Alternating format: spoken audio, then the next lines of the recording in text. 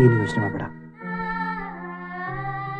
ನಿನ್ ಬಾಳಲ್ಲಿ ನಡೆದ ದುರಂತನ ನೀನು ಆದಷ್ಟು ಬೇಗ ಮರಿಬೇಕು.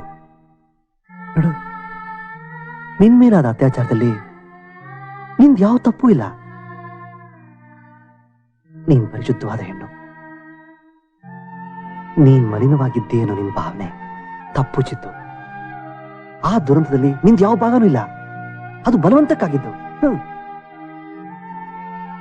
ನಿಜ ಹೇಳಬೇಕು ಅಂದ್ರೆ ಎಡವಿರೋ ನಾನು ನಿನ್ ಸಮಸ್ಯೆನ ಸರಿಯಾಗಿ ಅರ್ಥ ಮಾಡ್ಕೊಳ್ದೆ ಆ ಥರದಲ್ಲಿ ಏನೇನೋ ಮಾಡ್ಬಿಟ್ಟೆ. ಹಳೇದನ್ನೆಲ್ಲ ನಾವಿಬ್ರು ಮರ್ತು ಬಿಡೋಣ ಚಿತ್ತು. ಹೊಸ ಜೀವನ ಪ್ರಾರಂಭ ಮಾಡೋಣ. ಇನ್ಮೇಲೆ ನಿನ್ ಸುಖಕ್ಕೆ ನಾನು, ನನ್ ಸುಖಕ್ಕೆ ನೀನು ಕಾರಣವಾಗಿರ್ಬೇಕು ಚಿತ್ತು.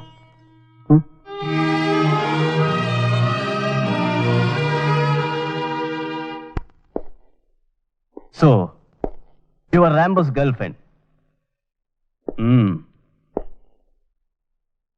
ನೀನು ರ್ಯಾಂಬೋ ಶಿವನ್ ಗರ್ಲ್ ಫ್ರೆಂಡ್ ಆಗಿದ್ದೆ ಅಲ್ವಾ? ಇಲ್ಲ ಸರ್, ನಾನೆಂದೂ ರ್ಯಾಂಬೋನ ಗೆಳತಿ ಆಗಿರ್ಲಿಲ್ಲ. ಅವನ ಆಟದ ಗೊಂಬೆ ಆಗಿದ್ದೆ. ಅವನ ಮನಸ್ಸಿನ ಘೋರ ವಿಕಾರಗಳನ್ನ ನೇತು ಹಾಕೋ ಗೋಡೆ ಆಗಿದ್ದೆ.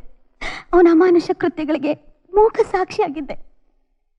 ಈಗಲೂ ಅಷ್ಟೇ ಸರ್, ನಾನು ರ್ಯಾಂಬೋ ಕೈಗೆ ಸಿಕ್ಬಿಟ್ರೆ ಅವನು ಖಂಡಿತವಾಗಿ ನನ್ನನ್ನು ಚಿಂದಿ ಚಿಂದಿ ಮಾಡಾಕ್ಬಿಡ್ತಾನೆ sir.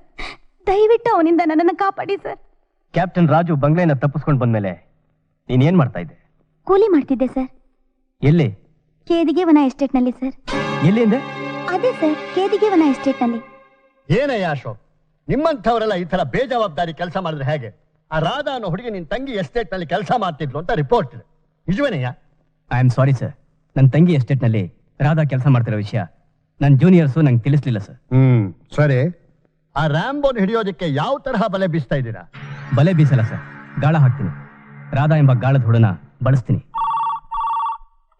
Hello, Nijavani editor Suresh speaking. ನಾ DCP Ashok, Madikeri headquarters ಇಂದ ಮಾತಾಡ್ತಿದ್ದೀನಿ. ರಿಪೋರ್ಟ್ ಯಾವಾಗ ಬರುತ್ತೆ?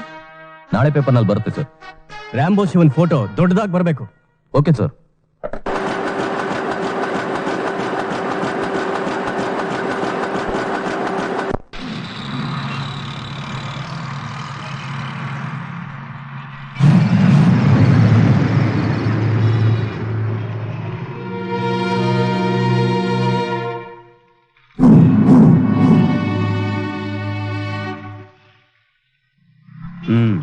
ಏನ್ ಕೊಡ್ಲಿ ಸರ್? ಇದು ಬೇಕು. 200 ರೂಪಾಯಿ ಸರ್.